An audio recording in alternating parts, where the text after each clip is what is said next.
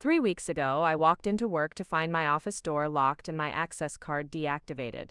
Security told me my supervisor had reported me for attendance issues and unprofessional conduct. The supervisor they named was Tyler Rodriguez, a guy I'd hired 6 months earlier as a junior designer. My parents had somehow contacted him thinking he was my boss, and instead of correcting them, he played along. What they didn't know was that I owned 40% of the company they thought had fired me. Before we jump back in, tell us where you're tuning in from, and if this story touches you, make sure you're subscribed, because tomorrow I've saved something extra special for you. The morning it all started, I was running late to our monthly client presentation. Not unusual for a Tuesday in Portland where the rain makes everyone drive like they're transporting glass sculptures. I'd been up until 3 a.m. perfecting the campaign deck for our biggest client, Cascade Brewing, and my alarm had somehow reset itself to PM instead of AM. Classic technology betraying me at the worst possible moment. I rushed into Lane Creative Studios at 9:47 a.m., my heels clicking against the polished concrete floors of our converted warehouse space. The presentation was scheduled for 10, and I could already see Victoria Lane, our company founder and my business partner, pacing near the conference room with her signature coffee mug that read Chaos Coordinator. She caught my eye and tapped her watch, but her expression was more amused than annoyed. Victoria knew my work ethic better than anyone. Traffic, she asked as I speed walked toward my office. Alarm clock betrayal, I called back, juggling my laptop bag and the artisanal donuts I'd grabbed from the place downtown that Cascade's marketing director loved. Give me 3 minutes to pull up the deck. What I didn't notice was Tyler Rodriguez standing near the reception area, phone pressed to his ear, speaking in hushed tones. Tyler was one of our newer hires, a recent graduate from Portland State with a decent portfolio and an eagerness that reminded me of myself 5 years ago. I'd personally interviewed him, been impressed by his fresh perspective on social media campaigns, and made the call to bring him on as a junior graphic designer. He reported directly to me, handled smaller client projects, and assisted with larger campaigns when we needed extra hands. The presentation went flawlessly. Cascade loved the rebrand concept, approved the budget increase, and even hinted at expanding our contract to include their sister companies. Victoria and I exchanged satisfied glances as we shook hands with their team. It was the kind of win that makes all those late nights feel worth it. After the clients left, I finally had a moment to check my phone. 7 missed calls from my mother, Linda Brooks, and 3 text messages that escalated in urgency. The last one simply read, "Call me now, emergency."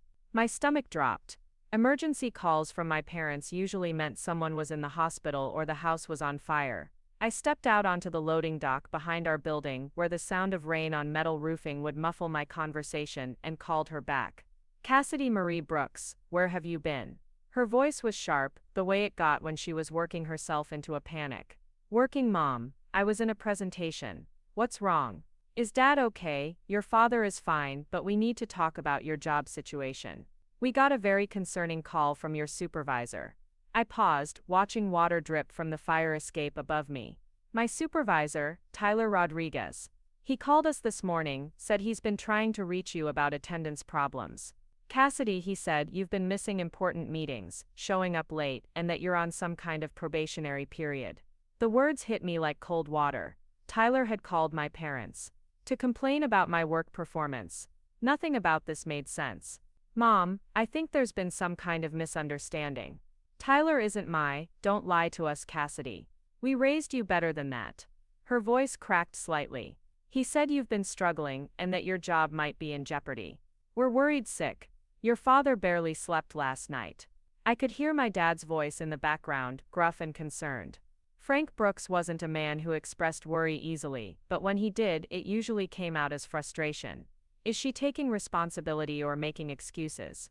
he was asking. "I'm not making excuses, Mom. I'm trying to tell you that Tyler Rodriguez is not my supervisor. He works for me. I hired him." Silence. Then a sigh that carried 47 years of maternal disappointment. "Cassidy, honey, I know you want to think highly of yourself, but this young man was very professional. He knew details about your work, your schedule, your projects. He even mentioned that presentation you had today." My blood ran cold. Tyler knew about the Cascade presentation because he'd assisted with some of the preliminary design work. But how did he know my parents' phone number? And why would he contact them at all, let alone to lie about my performance? "Mom, Listen to me very carefully. I need you to tell me exactly what Tyler said. He said he's been trying to help you improve, but that you've been resistant to feedback. He mentioned that you were late to work this morning and that it's becoming a pattern. He said he didn't want to see you lose your job, but that he felt obligated to reach out to your family for support. Each word felt like a small betrayal. Tyler had been watching me, cataloging my movements, and somehow gotten access to my emergency contact information. But the biggest violation was him positioning himself as my superior to my parents, people who already struggled to understand my career in creative services. He also said, my mother continued, that you've been taking credit for work that isn't yours, and that there have been complaints from clients about your attitude. That last part made my hands shake. Not from fear, but from rage. I'd built my reputation in this industry from scratch, worked 60-hour weeks to establish relationships with clients, and earned every promotion through measurable results. The idea that Tyler, someone I'd mentored and supported, would fabricate lies about my character was breathtaking in its audacity. Mom, I'm going to handle this situation at work, but I need you to promise me something. If anyone from my office calls you again, don't engage with them. Refer them to me directly. Cassidy, we're just trying to help. Maybe you should consider that this young man is trying to help too. Sometimes we need outside perspective to see our blind spots. The rain was getting heavier, and I was getting soaked, but I couldn't go back inside yet. Not until I figured out what Tyler's endgame was.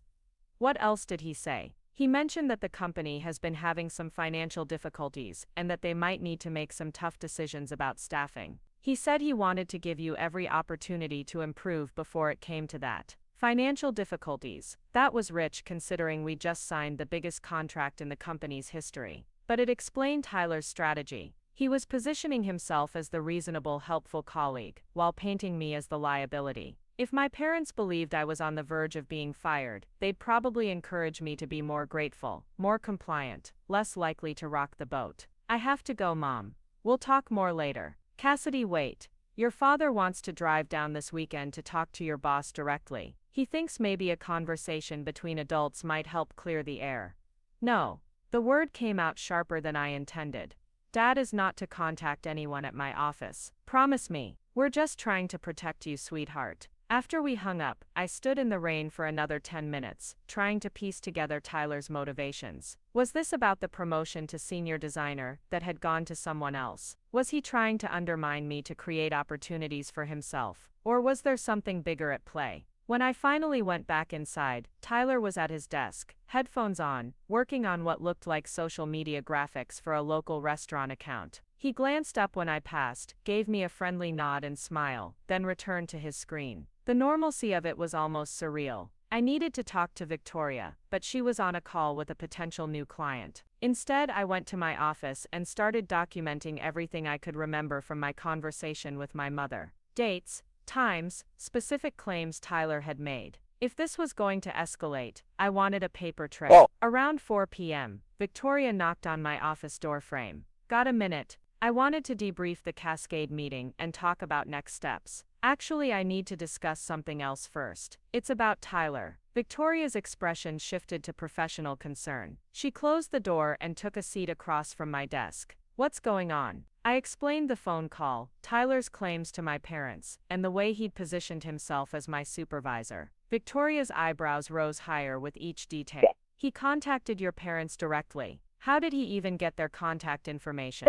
That's what I'm trying to figure out. HR should have that information, but it's supposed to be for emergencies only. Victoria was quiet for a moment, her business mind clearly working through the implications. Cassidy, I need to ask this directly. Have you noticed any performance issues with Tyler? Any signs that he might be harboring resentment about his role here? Not until today. He's been eager, maybe a little overly ambitious, but I attributed that to him being new to the industry. He's asked a lot of questions about client relationships, company structure, things like that. I thought he was just trying to understand how the business works. What kind of questions about company structure? I thought back to conversations over the past few months. Tyler had asked about Victoria's background, how we'd met, the timeline of the company's growth. He'd been curious about my equity stake, which I'd mentioned casually during a team meeting about profit sharing. He'd also asked about our major clients, their contract values, renewal dates. He's been very interested in the business side of things. I encouraged it actually.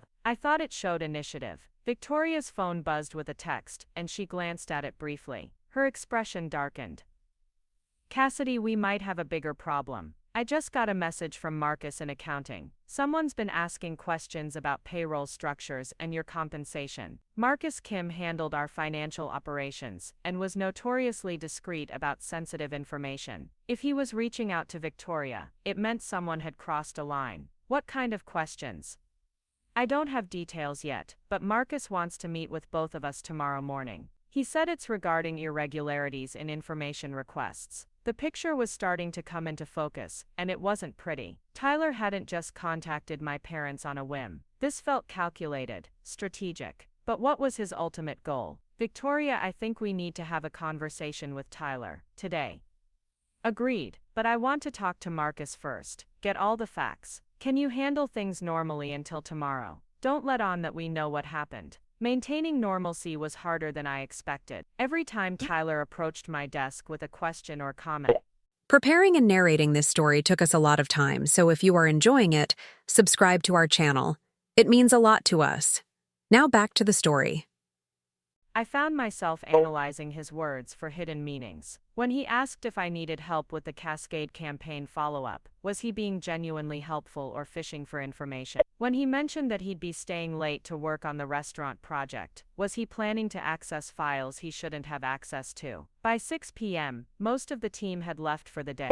I was packing up my things when Tyler appeared at my office door. Hey Cassidy, do you have a quick second? I wanted to run something by you. My pulse quickened, but I kept my voice neutral.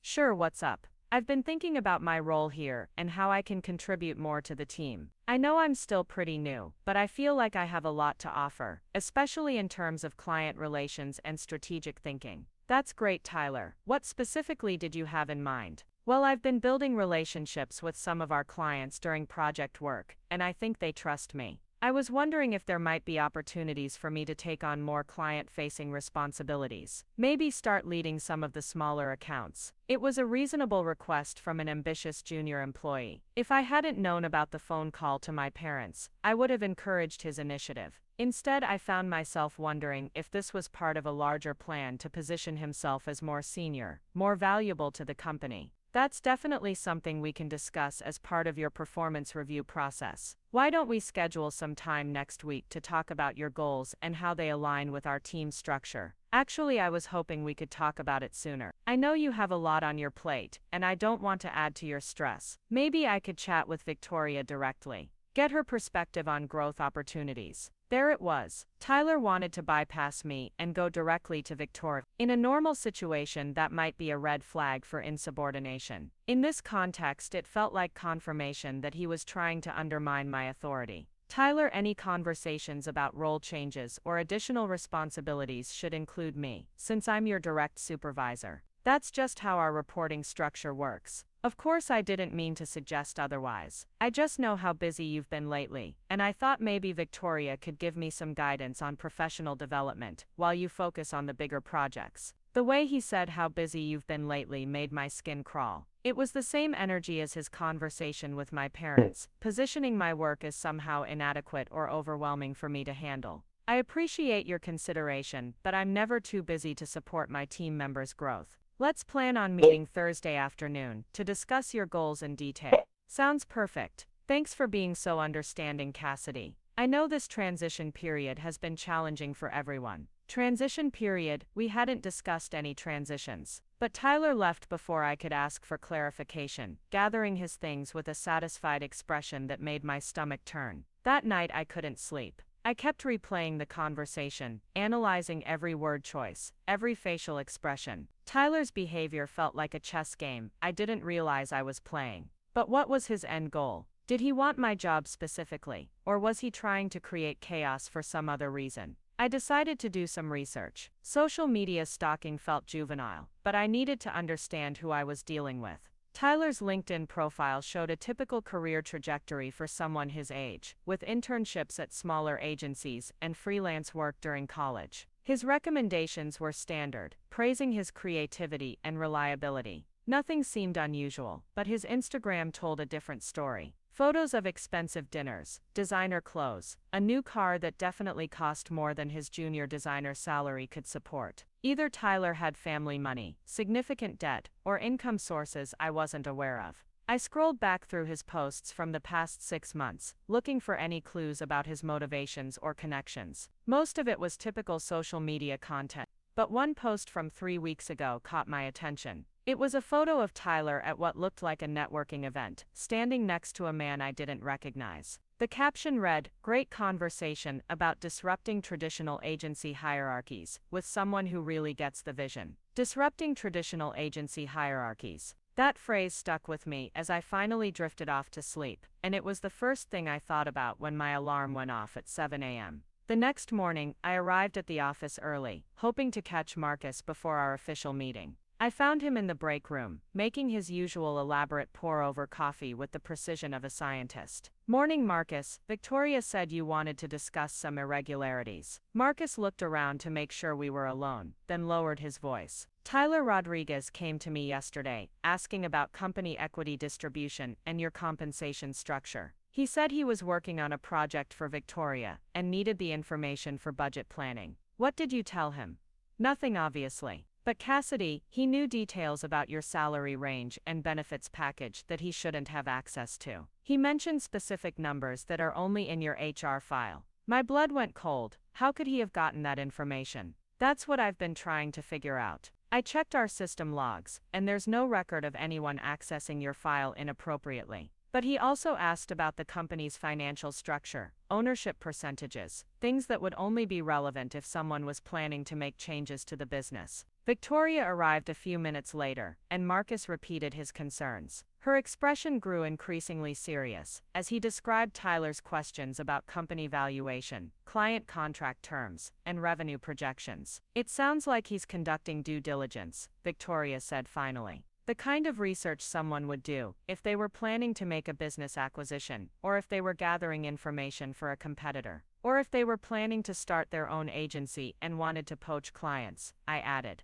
"There's something else," Marcus continued. "Tyler asked me about the process for reporting performance issues to HR. He wanted to know what kind of documentation would be required to put someone on a performance improvement plan." The pieces were falling into place, and the picture they formed was ugly. Tyler wasn't just trying to undermine me with my parents. He was building a case to have me removed from the company entirely, possibly to create opportunities for himself, or to destabilize the business for reasons I couldn't yet understand. "We need to have that conversation with Tyler immediately," Victoria said. "But first I want to check something." She pulled out her phone and made a call. "Hey Lisa, it's Victoria Lane from Lane Creative.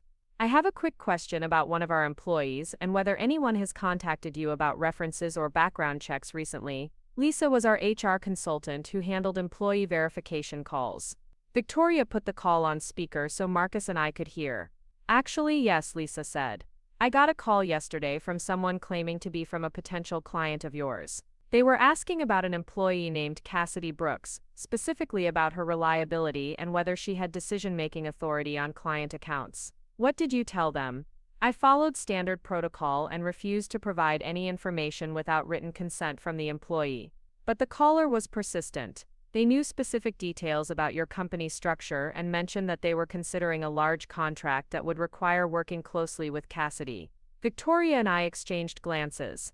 "Did they give you a company name or contact information?" "They said they were from Pacific Northwest Marketing Solutions." I tried to look them up afterward, but I couldn't find any business registered under that name. After Lisa hung up, the three of us sat in silence for a moment. Tyler's plan was becoming clearer. He was trying to damage my reputation both internally and externally, possibly to create justification for my removal or to position himself as a more reliable alternative for client relationships.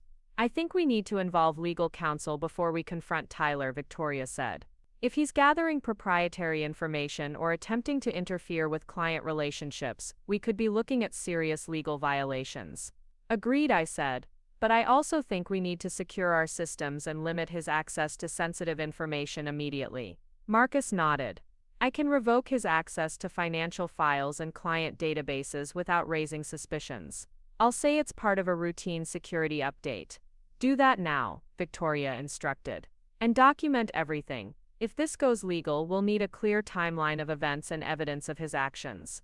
As Marcus left to handle the security updates, Victoria turned to me. Cassidy, I need you to know that regardless of what Tyler's planning, your position here is secure. You're not just an employee, you're a partner in this business. But I'm concerned about what this situation reveals about our hiring and security processes. I keep thinking about how he got my parents' contact information. Even if he accessed my HR file, that wouldn't have included their phone numbers. Unless he got them from somewhere else. Do you ever bring personal items to work? Phone chargers, notebooks, anything that might have your emergency contacts written down. I thought about my workspace, the personal items I kept at my desk. Then it hit me. My desk emergency contact card. We updated those forms 6 months ago when we changed insurance providers. I filled out the card and left it in my desk drawer instead of submitting it to HR immediately. Tyler could have seen it while you were in meetings or away from your desk. The violation felt personal in a way that went beyond professional misconduct. Tyler had deliberately searched through my personal belongings, stolen private information, and used it to manipulate my family relationships. The calculated nature of it was breathtaking. Victoria, there's something else we need to consider. If Tyler is gathering information about the business and attempting to undermine key employees, he might not be working alone. This feels too sophisticated for someone 6 months out of college. You think someone else is involved? I think we need to find out who Tyler was talking to at that networking event. The post about disrupting traditional agency hierarchies. This might be part of a larger scheme to destabilize our business. Victoria was quiet for a moment, processing the implications. If that's true, then Tyler isn't just a problem employee. He's potentially corporate espionage. The weight of that possibility settled over us like a heavy blanket. What had started as a confusing phone call from my parents was evolving into something that could threaten the entire business. Victoria and I had built together. I'm going to make some calls, Victoria said. Check with our lawyer, reach out to some contacts in the industry to see if anyone else has experienced similar situations. In the meantime, I want you to document every interaction you've had with Tyler since he started. Meetings, projects, conversations, anything that might be relevant. As I walked back to my office, I felt a strange combination of anger and clarity. Tyler had underestimated me in the same way my parents often did, assuming I wouldn't figure out his game or wouldn't have the resources to fight back. But unlike my family dynamics, this was my professional territory. This was a battle I knew how to win. I spent the rest of the morning creating a detailed timeline of Tyler's employment, noting his questions about company structure, his requests for access to client information, and the gradual way he'd positioned himself as more senior than his actual role. The pattern was unmistakable once I laid it out chronologically. Around noon, Tyler stopped by my office with lunch from the sandwich shop across the street. "Thought you might be hungry," he said, setting down a turkey club and a bag of chips. "You seemed stressed yesterday, and I know you sometimes forget to eat when you're focused on work." The gesture would have been thoughtful from anyone else. From Tyler, it felt like psychological manipulation. He was playing the role of the caring, attentive colleague while simultaneously working to destroy my career. "That's very considerate, Tyler. Thank you." "No problem. I've been thinking about our conversation yesterday, about taking on more responsibilities. I had an idea I wanted to run by you." "I'm listening." "What if I took point on the Cascade campaign follow-up? I know the project inside and out, and it would free you up to focus on new business development. Plus, it might be good for me to build a stronger relationship with their team." Taking point on Cascade would give Tyler direct access to our biggest client and position him as the primary contact for future projects. It was a strategic move disguised as helpfulness. I appreciate the offer, but the Cascade relationship is something I want to maintain personally. However, there might be opportunities for you to support other aspects of their campaign rollout. Tyler's smile faltered slightly, but he recovered quickly. "Of course, that makes total sense. I just want to contribute however I can." After he left, I took photos of the sandwich and chips he'd brought me, then threw them away untouched.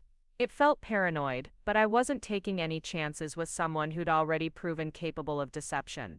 The afternoon brought a text from Victoria. "Lawyer wants to meet tomorrow morning. Found some interesting information about Pacific Northwest Marketing Solutions. We'll discuss everything then." As the workday ended, I found myself watching Tyler more carefully. He stayed late again, working on what appeared to be legitimate projects, but I noticed him glancing toward Victoria's office whenever she was on phone calls. When she left for the day, he immediately moved to the printer and collected several documents. I waited until he left, then checked the printer history on the office computer. Tyler had printed client contact lists, project timelines, and what looked like financial reports. None of these documents were related to his current assignments. The evidence was mounting, but I still didn't understand his endgame. Was he planning to leave and start a competing agency? Was he working with existing competitors to steal our clients? Or was there something else I hadn't considered? That evening, I called my parents back. My mother answered on the second ring, her voice immediately shifting to concern when she heard my voice. "Cassidy, honey, we've been so worried. How did things go at work today? Did you talk to Tyler about the situation?" "Mom, I need to tell you something important about Tyler Rodriguez. He lied to you about being my supervisor. He's actually a junior employee who reports to me." Silence. Then my father's voice in the background. "Put her on speaker, Linda." "Cassidy," my father's voice was stern. "That's a serious accusation. Why would this young man lie to us about his position?" "That's what I'm trying to figure out, Dad. But I need you to understand that everything he told you about my performance was fabricated. I'm not on probation, I'm not having attendance issues, and the company isn't having financial problems. But he knew so much about your work," my mother said. "He mentioned specific projects and clients. He has access to that information because he works on my team. But knowing project details doesn't make him my supervisor." I could hear my parents talking to each other in hushed tones. Finally, my father spoke again. "Cassidy, we raised you to take responsibility for your actions. If you're having problems at work, lying about them won't make them go away." The familiar frustration rose in my chest. Even when presented with evidence that contradicted their assumptions, my parents defaulted to believing I was the problem. It was a pattern that had defined our relationship for years. "I'm not lying, Dad. Tomorrow I'm meeting with my business partner and our lawyer to discuss Tyler's conduct. If you want proof of my actual position at the company, I can provide documentation." "Your business partner?" My mother's voice rose slightly. "Cassidy, you never mentioned being a business partner. Because you never ask about my work in any detail. You know I work in marketing, but you've never shown interest in understanding what I actually do or how successful I've been."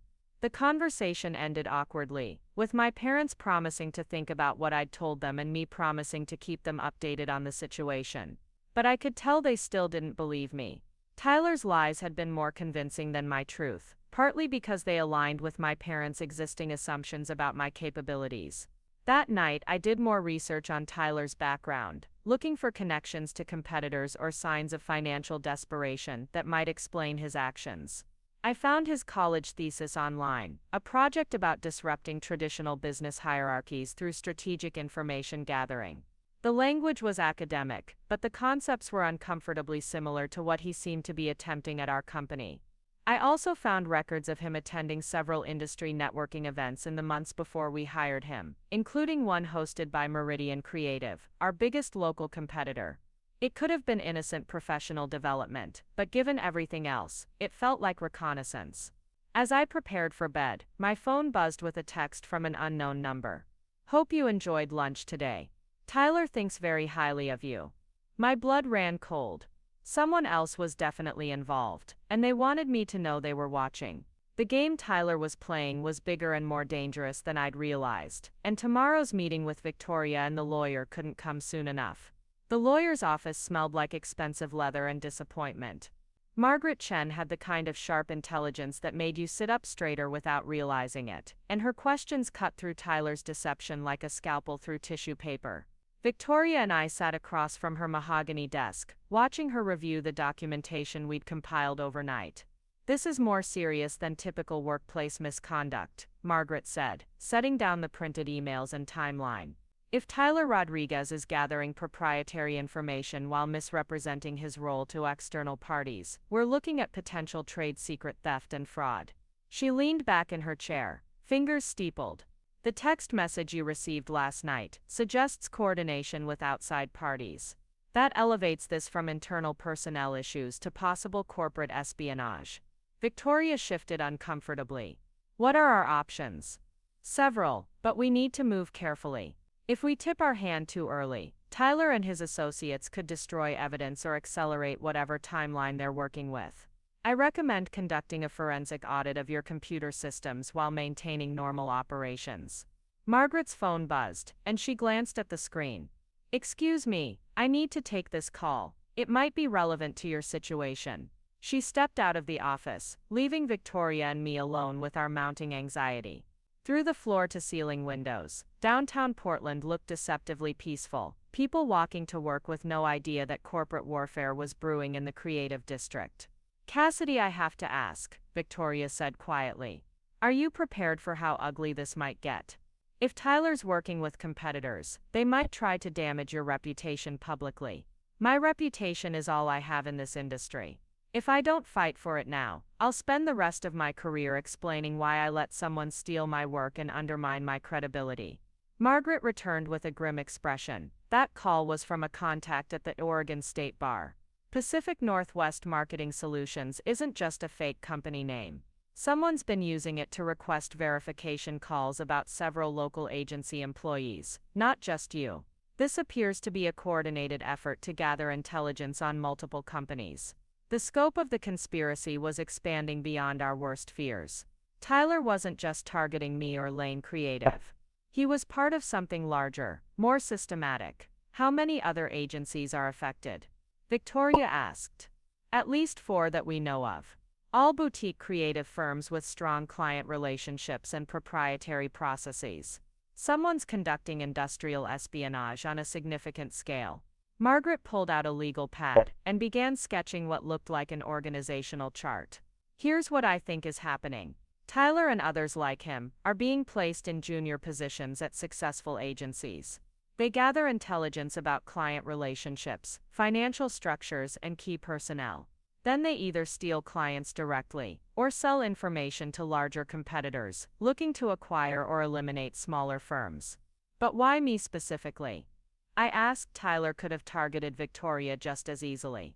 Because you're the creative talent with client relationships, but you're not the majority owner.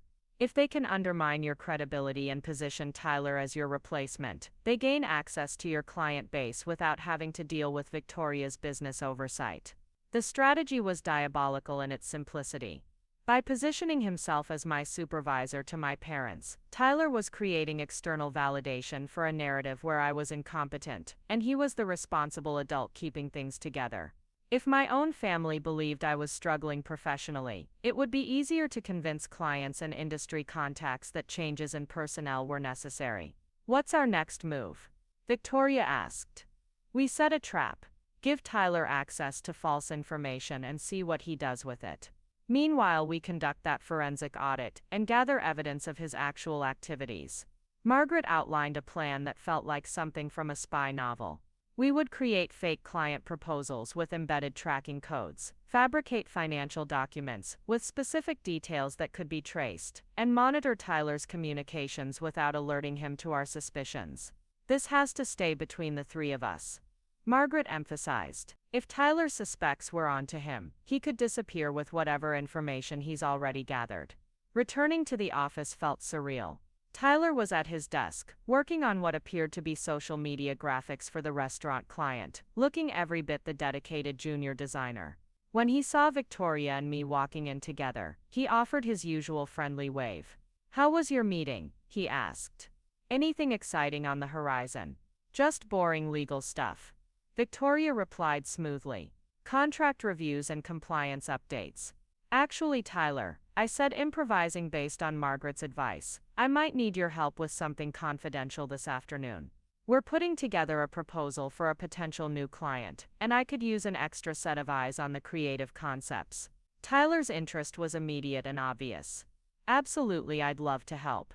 What kind of client? Tech startup looking for complete brand development. Big budget, lots of growth potential. I'll have the brief ready after lunch. The fake client proposal took 2 hours to create, but it was worth the effort. Margaret had helped us design a document that looked legitimate while containing specific details that could only have come from our agency. financial projections, timeline estimates, even fictional employee assignments that would be irresistible to someone gathering competitive intelligence. When I handed Tyler the proposal that afternoon, his eyes lit up like Christmas morning. "This looks incredible, Cassidy. The budget numbers are impressive. It's still preliminary, but if we land this account, it could change everything for the company. I'm trusting you to keep this completely confidential until we hear back from them." "Of course, absolutely. When do you think we'll know if we got it?" "Probably next week. They're reviewing proposals from several agencies, so we need to make sure our submission is perfect." Tyler spent the rest of the afternoon studying the proposal with an intensity that confirmed our suspicions. Every few minutes, he would glance around the office to make sure no one was watching, then return to the document with laser focus. At 5:30, most of the team had left for the day. Tyler stayed behind, as had become his pattern, but this time I was ready. Margaret had arranged for a private investigator to monitor Tyler's activities after hours, and Victoria and I had installed tracking software on the office printer and computers. From my car across the street, I watched through the large windows as Tyler moved around the office. He spent time at the printer, at Victoria's desk, and at the filing cabinets, where we kept client contracts. Each action was being recorded by hidden cameras. Margaret had helped us install that morning. Around 7 p.m., Tyler left the building carrying a messenger bag that looked significantly fuller than when he'd arrived that morning. I followed him at a distance, as he drove to a coffee shop in the Pearl District, the kind of place where tech workers and creative professionals conducted casual business meetings. Tyler met with two people I didn't recognize, a woman in her 50s with silver hair and an expensive suit, and a younger man who looked like he could have been Tyler's colleague at another agency. They spread documents across their table, occasionally pointing at specific sections while maintaining the low voices of people discussing sensitive information. I couldn't get close enough to hear their conversation, but the private investigator Margaret had hired was already in position at a nearby table. Whatever they were discussing, it was serious enough to require nearly 2 hours of detailed review. When Tyler finally left the coffee shop, he looked satisfied in a way that made my stomach churn. The woman and the other man stayed behind, continuing their conversation over what appeared to be additional documents. The next morning brought news that confirmed our worst fears. The tracking software had detected Tyler accessing client files he had no legitimate reason to view, including contract renewal dates, billing information, and detailed project histories for our 5 largest accounts. "He downloaded everything," Marcus reported during our emergency meeting. "Client contact databases, financial reports, even your personal employment contract." Margaret reviewed the evidence with the methodical precision of someone who'd seen corporate espionage before.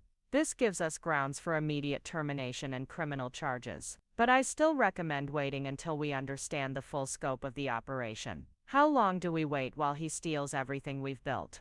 I asked. "Not much longer. The tracking code in the fake proposal shows it was forwarded to 3 different email addresses last night. We're working to identify the recipients, but it's clear Tyler's part of a larger network." Victoria looked exhausted. "Margaret, what's the worst-case scenario here? Complete client exodus, reputation destruction, and potential bankruptcy if your competitors use the stolen information strategically.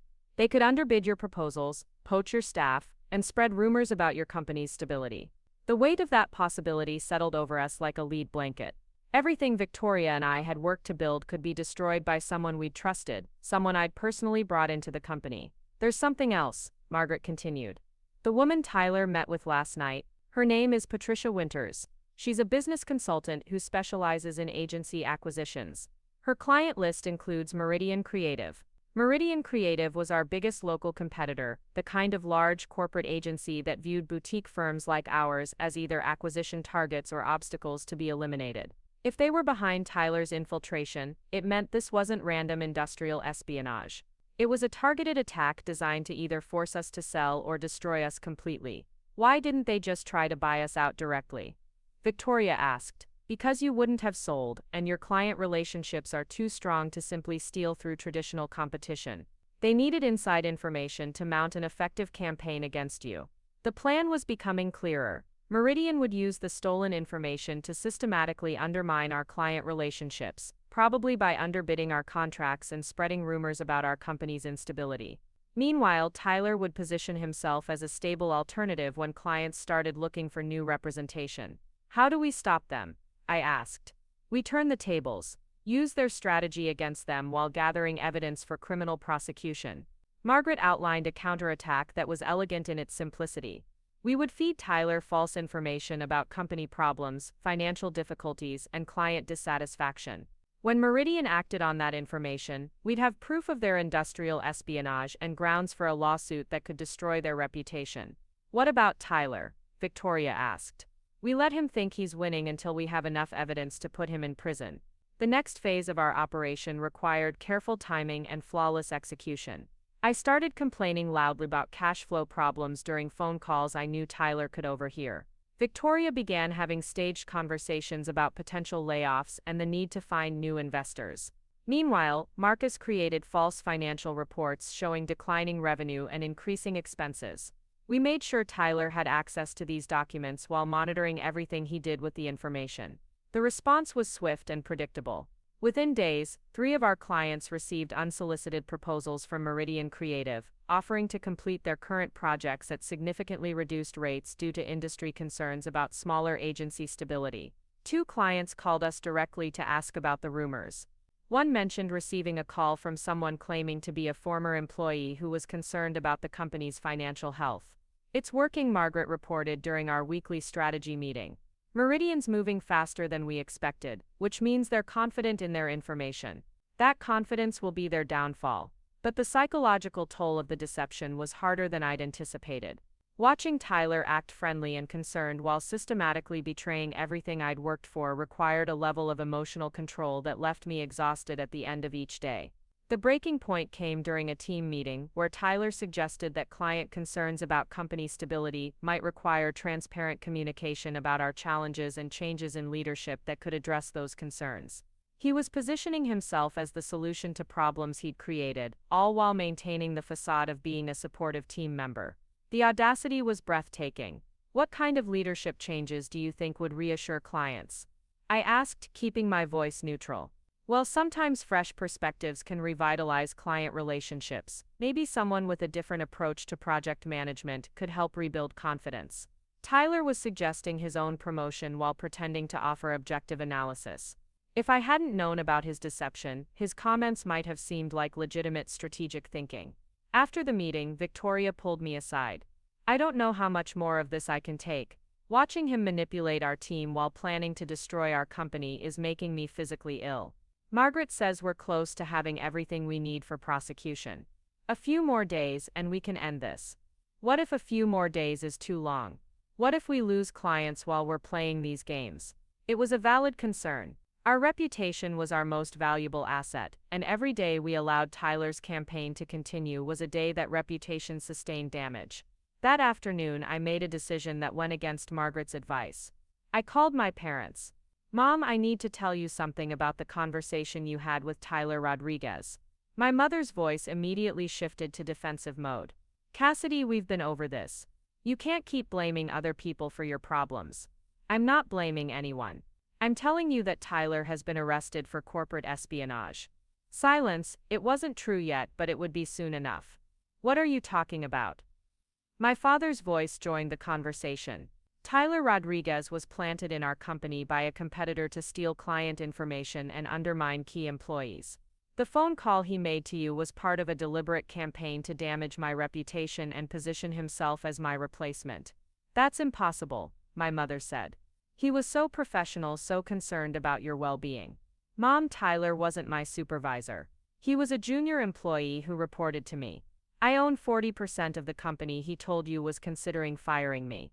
The silence stretched long enough that I wondered if they'd hung up. Finally, my father spoke. Cassidy, are you telling us the truth? About owning part of the company? Yes, Dad, I've been a business partner for 2 years. The agency has 15 employees and 7-figure annual revenue. Tyler's lies weren't just about my performance. They were about completely fabricating my role and the company's situation. Why didn't you tell us about being a business owner? My mother asked, her voice smaller than before. Because every time I try to explain my career success, you assume I'm exaggerating or making excuses for problems that don't actually exist. The conversation that followed was awkward and halting, full of long pauses and careful questions. My parents were struggling to reconcile their assumptions about my capabilities with the reality of what I'd accomplished. "We owe you an apology," my father said finally. "We should have asked more questions before believing what that young man told us." It wasn't the complete acknowledgement I'd hoped for, but it was a start.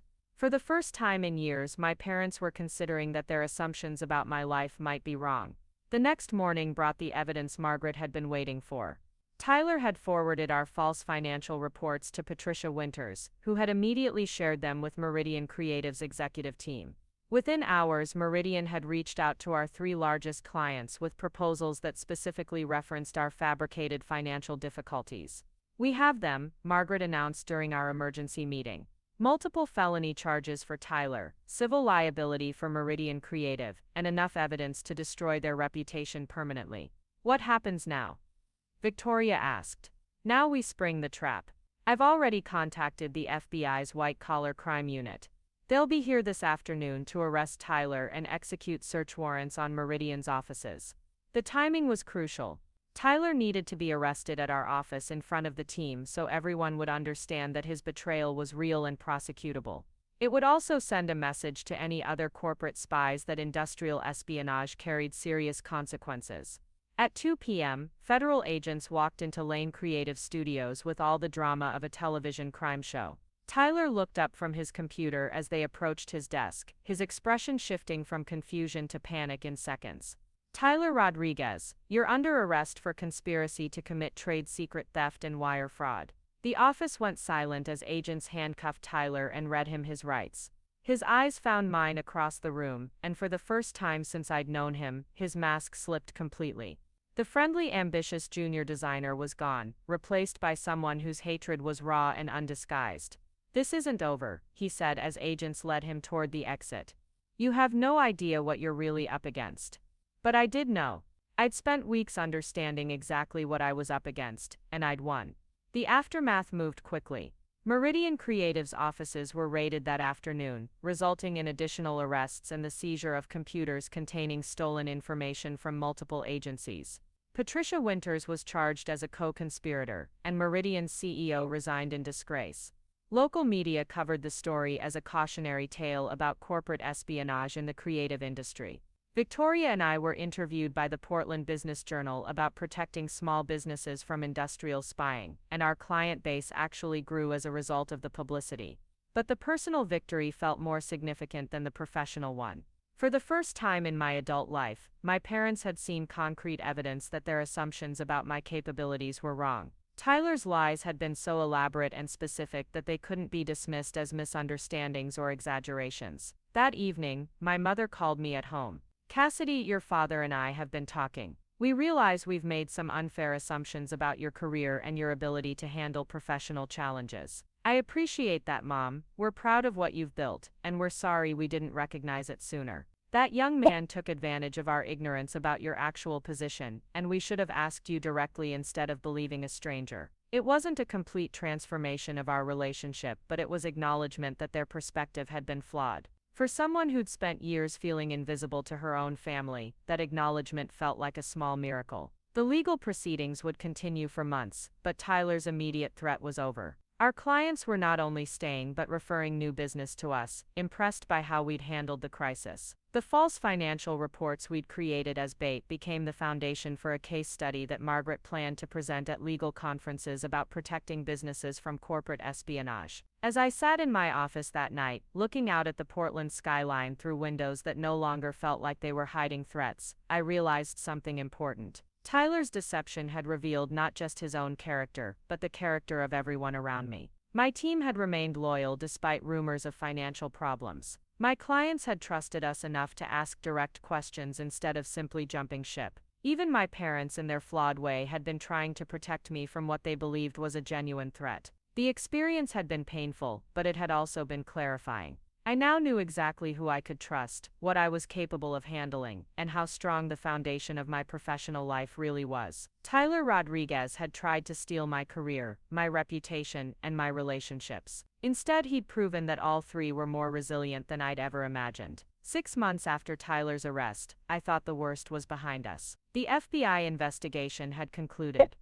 Meridian Creative had settled our lawsuit for an undisclosed amount that made Victoria smile for weeks, and our client roster had expanded beyond anything we'd imagined possible. The Portland creative community had rallied around us, treating Lane Creative Studios like survivors of corporate warfare who'd emerged victorious. Then Zoe Peterson called me at 11 p.m. on a Tuesday, her voice shaking with something between anger and fear. "Cassidy, I need to see you immediately. There's something about Tyler's case that nobody knows, and it's bigger than what came out in court." Zoe had been my closest friend since college, the kind of person who remembered your birthday without Facebook reminders and showed up with wine when your world was falling apart. She worked as an investigative journalist for the Portland Tribune, and her coverage of our corporate espionage case had been both thorough and sympathetic. But this call felt different, urgent in a way that made my heart rate spike. "What are you talking about? Tyler's in federal prison. Meridian paid us enough money to expand the business. It's over." "It's not over. Meet me at Powell's on Burnside in 20 minutes. Main floor, travel section. And Cassidy, don't tell anyone where you're going." The bookstore was nearly empty, except for a few dedicated readers and the staff preparing to close. I found Zoe hunched over a table in the travel section, surrounded by what looked like legal documents and printed emails. Her usually perfect auburn hair was pulled back in a messy ponytail, and she had the hollow-eyed look of someone who'd been drinking too much coffee and sleeping too little. "Zoe, you're scaring me. What's going on?" She looked around to make sure no one was listening, then leaned forward across the small table. "I've been investigating Meridian Creative's other activities, trying to understand how widespread their industrial espionage operation really was. What I found goes way beyond stealing client lists and underbidding contracts." She slid a manila folder across the table. Inside were photographs of documents, email printouts, and what appeared to be financial records. The first page showed a wire transfer receipt for $50,000, sent from an account registered to Patricia Winters, to something called Northwest Acquisition Group. Tyler wasn't just gathering information for Meridian. He was part of a systematic campaign to identify and stabilize successful boutique agencies so they could be acquired cheaply or eliminated entirely. "Your company was one of 12 targets in Oregon and Washington." I stared at the documents, trying to process the implications.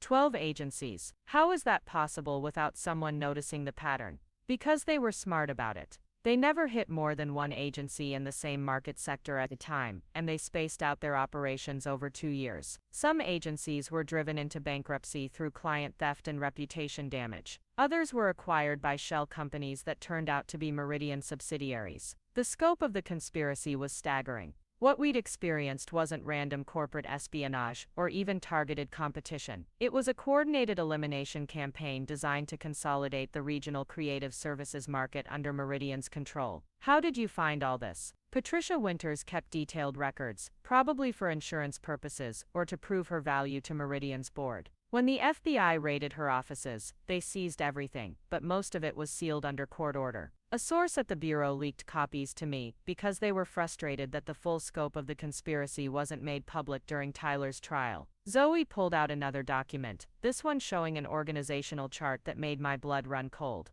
Tyler's name appeared on a list of 15 embedded assets placed in agencies across the Pacific Northwest. Each name was associated with a target company, timeline, and strategic objectives. Tyler was just one soldier in a corporate army. And according to these records, the operation is still active. There are embedded assets currently working at agencies in Seattle, Eugene, and Spokane. Why didn't this come out during the investigation? Because Tyler took a plea deal that limited the scope of prosecution to activities directly related to your company. Meridian's lawyers were brilliant. They sacrificed Tyler and Patricia to protect the larger operation, and the FBI focused on the charges they could prove, rather than investigating the full conspiracy. The betrayal felt fresh all over again, like discovering that the cancer you thought was cured had actually metastasized. Tyler's infiltration of our company hadn't been the entire threat. It had been one tentacle of something much larger and more dangerous. "There's more," Zoe continued. "Remember how Tyler knew details about your personal life, your family relationships?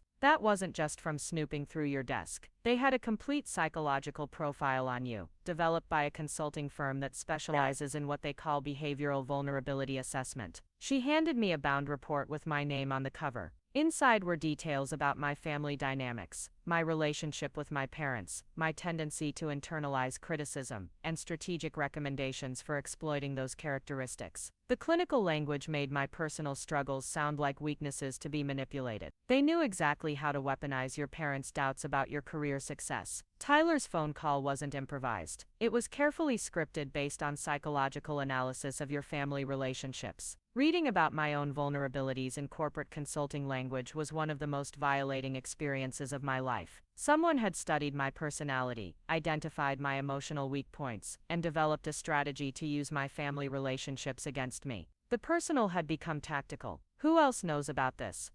Just me and my source at the FBI. The consulting firm involved has connections to major corporations and government contracts. Exposing their role in corporate espionage could have serious political ramifications. So we do nothing. Let them continue targeting other agencies. I didn't say that. I said the official channels are compromised, but there are other ways to stop them. Zoe outlined a plan that sounded like something from a conspiracy thriller. She wanted to leak the complete files to multiple journalists simultaneously, create enough media pressure to force a broader investigation, and expose the consulting firm's role in systematic corporate espionage. The risk is that they'll know the leak came from law enforcement, which could endanger my source. But if we don't act, they'll keep destroying small businesses and ruining people's lives. I thought about the other agencies on the target list, the entrepreneurs who were probably experiencing the same confusion and betrayal I'd felt when Tyler first contacted my parents. How many people were currently being psychologically manipulated by embedded assets they trusted? What do you need from me? Credibility. If this story breaks with you as a named source, someone who successfully fought back against their operation, it becomes more than just leaked documents. It becomes a call to action for other victims. The decision felt enormous. Going public with the broader conspiracy would mean reliving the trauma of Tyler's betrayal on a much larger scale, potentially facing legal retaliation from powerful interests, and accepting that our victory had been incomplete. But it also meant stopping other small business owners from experiencing what Victoria and I had endured. Give me 24 hours to discuss this with Victoria and Margaret. If we're going to do this, we need legal protection and a clear strategy. The next morning's emergency meeting at Margaret's office felt like a war council. Victoria arrived with dark circles under her eyes, and a determination I hadn't seen since Tyler's arrest. Margaret reviewed Zoe's documents with the intensity of someone calculating battle odds. "This changes everything," Margaret said finally. If Zoe's information is accurate, Tyler's plea deal was essentially a cover-up that allowed the larger conspiracy to continue operating. "Can we reopen his case?" Victoria asked. "Probably not successfully. But we can use this information to file a much larger civil lawsuit against Meridian and their parent companies. The psychological profiling alone constitutes a serious violation of privacy rights." Margaret's phone rang, and she glanced at the caller ID with surprise. "This is the U.S. Attorney's Office. I need to take this call." She stepped out of the room, leaving Victoria and me alone, with our mounting anxiety. Through Margaret's office windows, downtown Portland looked deceptively normal. People walking to work with no idea that corporate warfare was still being waged in glass towers and converted warehouses. "Cassidy, I need to ask you something directly," Victoria said. "Are you prepared for what this fight might cost us? If we go public with this conspiracy, we become permanent targets. They might not be able to destroy us through embedded assets anymore, but there are other ways to damage a business. What's the alternative? Let them keep doing this to other agencies. The alternative is protecting what we've built and living with the knowledge that we could have done more." It was a fair question. We'd fought our battle and won. Our company was stronger than ever. Our reputation was solid and our client relationships were secure. Going public with Zoe's information would put all of that at risk for the sake of strangers we'd never met. Margaret returned with an expression that was difficult to read. "That was interesting. The U.S. Attorney's Office has received similar information from other sources and is considering reopening the investigation into Meridian's activities. They want to meet with us this afternoon." Other sources, apparently, were not the only agency that survived an embedded asset attack. 3 other companies in different states have come forward with similar stories, and the FBI is starting to see the pattern we missed during Tyler's prosecution. The revelation that other companies had fought similar battles was both reassuring and infuriating. If the pattern had been recognized earlier, how many agencies could have been saved? How many small business owners had lost everything while we were focused on our individual case? The meeting with federal prosecutors that afternoon was unlike anything I'd experienced. The conference room was sterile and intimidating, filled with people whose job it was to unravel complex criminal conspiracies. They wanted to know every detail of Tyler's infiltration, every technique he'd used, every weakness he'd exploited. Miss Brooks were particularly interested in the psychological profiling your friend uncovered. If consulting firms are conducting behavioral vulnerability assessments on individuals without their knowledge, that represents a significant expansion of corporate espionage techniques. The lead prosecutor, a woman named Sarah Kim who looked like she could dismember a defense attorney with her closing arguments, spread several folders across the conference table. Each folder contained information about a different agency, but the patterns were identical. Embedded assets, psychological manipulation, systematic information theft, coordinated client poaching. The scope of this operation suggests coordination at the highest levels of several major agencies. We're not just talking about rogue employees or individual acts of corporate espionage. This appears to be a systematic effort to monopolize regional creative services markets. What do you need from us? Victoria asked. Cooperation with a grand jury investigation. Testimony about Tyler's activities and the techniques used against your company. And most importantly, your willingness to go public with your story to encourage other victims to come forward. Going public wasn't just about exposing the conspiracy anymore. It was about creating a safe space for other victims to tell their stories and seek justice. The isolation we'd felt during Tyler's infiltration was probably being experienced by other agency owners right now. People who didn't know they weren't alone. If we cooperate, what kind of protection can you provide? Margaret asked. Full witness protection if threats escalate to physical danger. Legal immunity for any information you provide. And priority prosecution of any retaliation attempts against your business. The federal investigation moved with surprising speed once other victims began coming forward. Within 2 weeks, the FBI had identified active embedded assets at 6 different agencies and was monitoring their communications with handlers at various consulting firms and larger agencies. But the psychological toll of reliving Tyler's betrayal through depositions, interviews, and grand jury testimony was more difficult than I'd anticipated.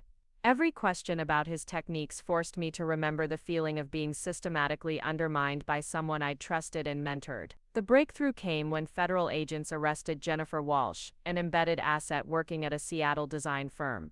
Unlike Tyler, who had maintained his innocence, Jennifer immediately agreed to cooperate with investigators in exchange for reduced charges.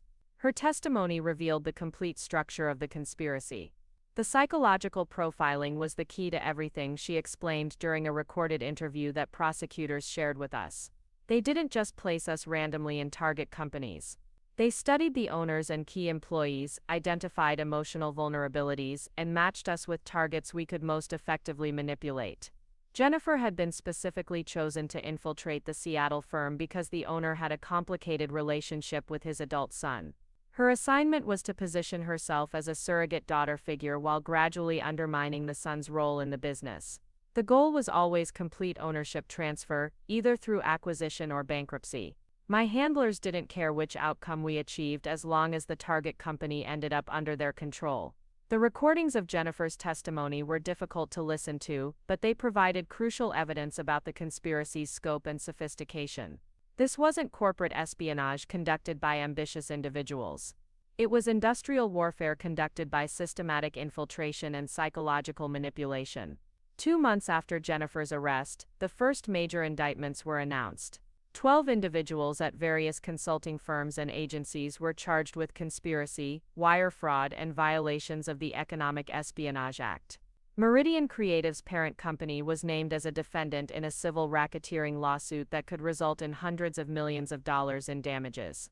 But the personal victory I'd been hoping for came in an unexpected form. My parents called me the night the indictments were announced, their voices carrying an emotion I hadn't heard before. Cassidy, we saw the news about the federal investigation, my mother said. We had no idea how serious this conspiracy was or how many people were affected. The news said you're testifying as a key witness, my father added. We're proud of you for speaking up, even though it probably would have been easier to stay quiet. It was acknowledgement not just of what I'd survived, but of the choice I'd made to help others survive it too. My parents were finally seeing me as someone who fought for principles rather than someone who created problems. There's something else, my mother continued. We've been talking to a counselor about how we respond to your successes and challenges. We realize we've made assumptions about your capabilities that weren't fair or accurate. The conversation that followed was awkward and emotional, full of admissions about misunderstandings and promises to do better.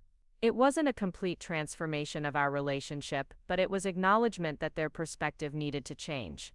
The grand jury proceedings continued for months, generating hundreds of pages of testimony and thousands of documents detailing the conspiracy's operations. Other victims came forward with stories that were heartbreakingly similar to ours. Small business owners who'd been driven to bankruptcy by employees they'd trusted.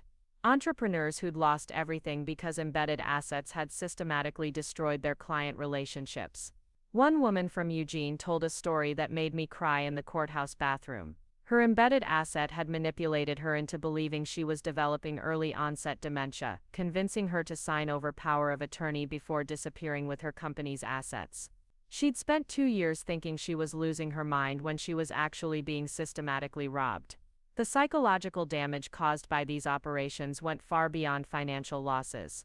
Victims questioned their judgment, their ability to read people, their competence as business leaders. The embedded assets hadn't just stolen money and clients.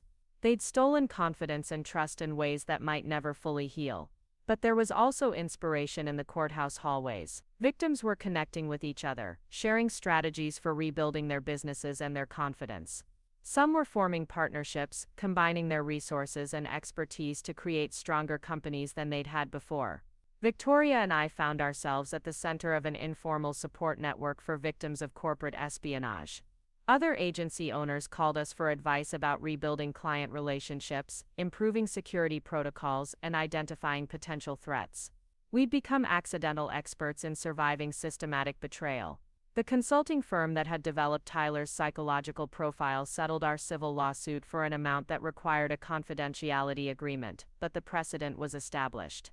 Companies could be held liable for weaponizing personal information against individuals, even in the context of corporate competition.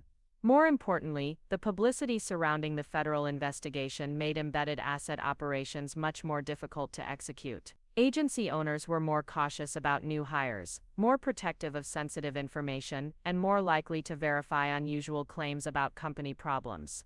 The conspiracy that had seemed so sophisticated and unstoppable was actually quite fragile once exposed to public scrutiny. Like most predatory operations, it depended on victims remaining isolated and unaware of the patterns. 6 months after the first indictments, Tyler Rodriguez was sentenced to an additional 3 years in federal prison for his role in the broader conspiracy. During his sentencing hearing, he finally admitted the full scope of his infiltration and apologized to his victims. "I want to specifically apologize to Cassidy Brooks," he said, reading from a prepared statement. "She gave me opportunities and mentorship that I repaid with systematic betrayal. I exploited her trust and manipulated her family relationships in ways that caused lasting damage." The apology felt hollow after everything that had happened, but it was public acknowledgement of what he'd done. More importantly, it was closure for other victims who had never received any admission of wrongdoing from their embedded assets. The federal investigation ultimately resulted in 27 criminal convictions and civil settlements totaling over $200 million. 3 major consulting firms were permanently banned from government contracts, and new regulations were implemented to prevent psychological profiling of individuals without their consent.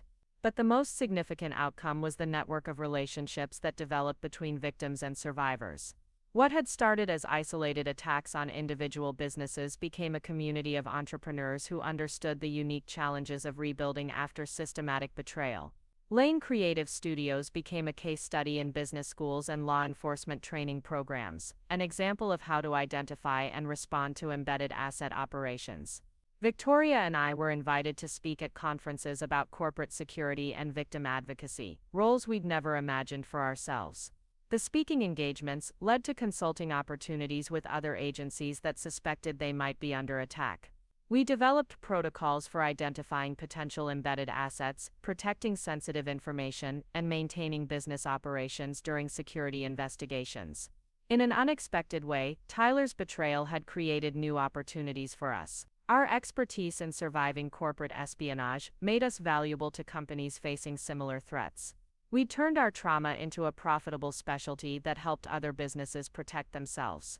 The personal healing was slower and more complicated than the professional recovery. Trust didn't return overnight, and I found myself constantly evaluating new employees and colleagues for signs of deception. Victoria and I implemented security measures that felt paranoid but were probably necessary. But there was also growth in unexpected directions. The experience had taught me to trust my instincts about people and situations in ways I'd never learned to before. I was better at identifying manipulation, more confident about setting boundaries, and less likely to ignore warning signs because I wanted to give people the benefit of the doubt. The relationship with my parents continued to evolve slowly. They made genuine efforts to understand my work and ask meaningful questions about my achievements. It wasn't a complete transformation, but it was progress toward the kind of relationship I'd always wanted with them. The last piece of closure came almost a year after Tyler's sentencing, when Zoe's investigation won a Pulitzer Prize for exposing systematic corporate espionage in the Pacific Northwest. Her series of articles had led to federal legislation strengthening protections for small businesses and individuals targeted by industrial espionage. At the awards ceremony, Zoe thanked the victims who had come forward despite personal and professional risks. Corporate espionage thrives in secrecy and isolation, she said. When victims find the courage to tell their stories, they don't just seek justice for themselves. They protect future targets and strengthen the business community. Watching my best friend receive recognition for exposing the conspiracy that had nearly destroyed my company felt like the final chapter of a story that had started with a confused phone call from my mother.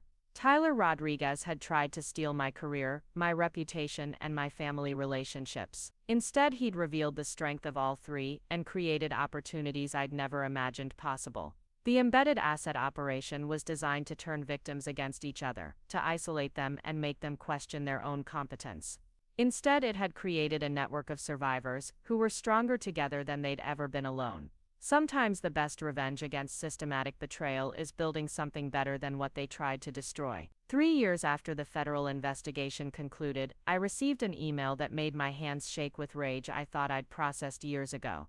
The sender was Amanda Torres, Tyler Rodriguez's sister, and her message was both an apology and a revelation that changed everything. I thought I understood about his infiltration of our company. Miss Brooks, I know you have no reason to trust anyone from my family, but I have information about Tyler's actions that never came out during his trial. Our father forced him to infiltrate your company, and the consequences of refusing were more severe than prison. I have documentation that proves Tyler was as much a victim of this conspiracy as you were. The claim seemed impossible. Tyler had confessed to his crimes, served his sentence, and shown no signs of coercion during any of the legal proceedings. But Amanda's email included attachments that made me question everything I believed about his motivations. The first document was a medical report dated 6 months before Tyler applied for his position at Lane Creative Studios.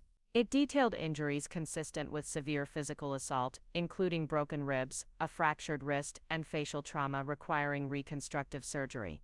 The attending physician had noted concerns about domestic violence, but Tyler had refused to identify his attacker. The second document was even more disturbing. It was a psychological evaluation conducted during Tyler's hospitalization, describing symptoms of post-traumatic stress disorder and what the psychologist termed learned helplessness in response to systematic intimidation. The evaluation recommended immediate removal from the abusive environment and long-term therapy. But it was the third document that made me understand the true scope of what had been done to Tyler and by extension to all of us. It was a handwritten letter from Tyler to Amanda, never sent, describing threats made against her and their younger brother Miguel if he refused to participate in the embedded asset program. He said he would hurt you and Miguel in ways that would make my hospital stay look like a vacation. Tyler had written, "I can't let that happen. I'll do whatever they want, but I need you to take Miguel and disappear until this is over. Don't tell me where you're going. I can't know because they'll make me tell them." The letter was dated 2 weeks before Tyler submitted his application to our company. His infiltration hadn't been motivated by ambition or greed. It had been coerced through threats of violence against his siblings. I called Amanda immediately, my mind racing with questions and implications that reframed Tyler's entire betrayal as something far more complex than I'd understood. "Thank you for calling," Amanda said, her voice carrying exhaustion that sounded familiar. "I know this information is probably difficult to process. Why are you telling me this now? Why didn't this come out during the investigation? Because Tyler refused to let his lawyers use it as a defense. He said he'd rather serve extra prison time than risk our father finding out we'd exposed his role in the conspiracy. Amanda explained that their father, Roberto Rodriguez, was a mid-level executive at Meridian Creative's parent corporation. He'd volunteered Tyler for the Embedded Asset Program to advance his own career using family violence to ensure compliance. Tyler tried to refuse initially. That's when Roberto put him in the hospital and made it clear that Miguel and I would be next if he didn't cooperate. Tyler chose to protect us by sacrificing his own future. The realization that Tyler had been coerced completely changed the moral framework of his betrayal. He'd still caused enormous damage to our company and my personal relationships, but his motivations were survival and family protection rather than personal gain. Where is Tyler now? He was released from federal prison 8 months ago, but he's been afraid to contact any of his victims because he doesn't know how to explain the coercion without putting Miguel and me at risk. Roberto is still employed by Meridian's parent company, still making threats. What about the authorities? Can't Tyler report the coercion now that he's served his sentence? The statute of limitations has expired on the assault charges, and proving coercion in the corporate espionage case would require testimony from Miguel and me.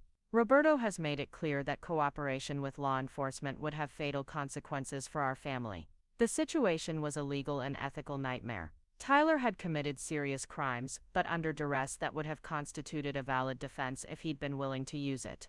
Meanwhile, the person who'd orchestrated his participation was still free and still making threats. Amanda, I need to think about this information. Can you give me a way to contact Tyler directly? He's working construction in Phoenix under a different name, trying to stay invisible while he figures out how to help us escape Roberto's control. I can give you his phone number, but please understand that he's terrified of anyone from his past finding out where he is. The phone call with Tyler was one of the most emotionally complicated conversations of my life. His voice was different, older somehow, carrying a weight that hadn't been there during his trial. Cassidy, I know you have no reason to believe anything I say, but I need you to know that destroying your company wasn't my choice. I was caught between letting my father hurt my siblings or hurting you and Victoria. I chose to protect them, and I've regretted it every day since. Tyler, why didn't you tell anyone about the coercion? We might have been able to help you. Because Roberto had contacts throughout law enforcement and the legal system. He made it clear that reporting him would result in accidents for Amanda and Miguel that would look completely unrelated to the corporate espionage case. Tyler described a level of systematic intimidation that went far beyond simple workplace coercion. Roberto had used family violence as a recruitment tool, identifying potential embedded assets among his own relatives and forcing their participation through threats against other family members. I wasn't the only one. Roberto recruited at least 6 family members over the years, mostly cousins and nephews who had the right educational backgrounds for infiltrating creative agencies. The Embedded Asset Program was essentially a family business built on domestic terrorism. The scope of Roberto's operation was staggering. He'd created a multi-generational network of coerced operatives, using family relationships as leverage to ensure compliance and silence. It was corporate espionage enabled by systematic domestic abuse. Tyler, are you willing to testify about Roberto's coercion if I can find a way to protect Amanda and Miguel? If you can guarantee their safety, I'll tell prosecutors everything. But Cassidy, you need to understand that Roberto isn't just threatening violence. He's capable of it. 2 of our cousins who tried to refuse assignments ended up in accidents that weren't accidents. The conversation left me shaken and furious in ways I hadn't experienced since Tyler's original betrayal. The federal investigation that I'd thought had exposed the full conspiracy had actually missed its most horrific element. The embedded assets hadn't just been employees. They'd been victims of systematic family violence. I called Margaret immediately, knowing that this information would require careful legal strategy to protect Tyler's siblings while pursuing justice against Roberto. If Tyler's claims about coercion are accurate, it means the federal investigation prosecuted victims alongside perpetrators. Margaret said, "That's a serious miscarriage of justice that could warrant reopening multiple cases. What about Amanda and Miguel's safety? Roberto is still employed and still making threats. We need federal witness protection, but that requires active cooperation with law enforcement. I'll reach out to the U.S. Attorney's Office to discuss options." Margaret's contacts at the federal level confirmed that Roberto Rodriguez was still under investigation for activities that had emerged after Tyler's trial. The FBI had identified irregularities in his role at Meridian's parent company, but they hadn't connected him to the embedded asset program. They've been looking at Roberto for financial crimes related to the corporate espionage conspiracy, the prosecutor explained during our conference call. If Tyler can provide testimony linking Roberto to coercion and threats, it would transform both investigations. The challenge was protecting Tyler's family while gathering evidence against Roberto. The FBI's solution was elegant but required precise timing. They would simultaneously arrest Roberto and place Amanda and Miguel in protective custody, preventing retaliation while securing testimony. Tyler agreed to return to Portland to cooperate with investigators, but his psychological state was fragile after years of trauma and imprisonment. Margaret arranged for him to stay at a secure location with access to counseling and legal support. The first meeting between Tyler and me since his sentencing was held in Margaret's conference room, with FBI agents and prosecutors present as witnesses. Tyler looked older than his years, carrying himself with the careful posture of someone who'd learned to expect violence. "Cassidy, I know my apology can't undo the damage I caused, but I need you to understand that every action I took against your company was done under direct threat to my family's lives." He provided detailed testimony about Roberto's recruitment methods, the training provided to embedded assets, and the ongoing threats used to maintain compliance. The picture that emerged was of systematic domestic terrorism used to enable corporate espionage. Roberto didn't just threaten us once and expect compliance. He maintained constant psychological pressure through surveillance, surprise visits, and periodic physical violence. We were never allowed to forget that cooperation was the only thing keeping our family members alive. Tyler's testimony was corroborated by medical records, text messages, and financial documents that traced Roberto's control over the embedded asset program.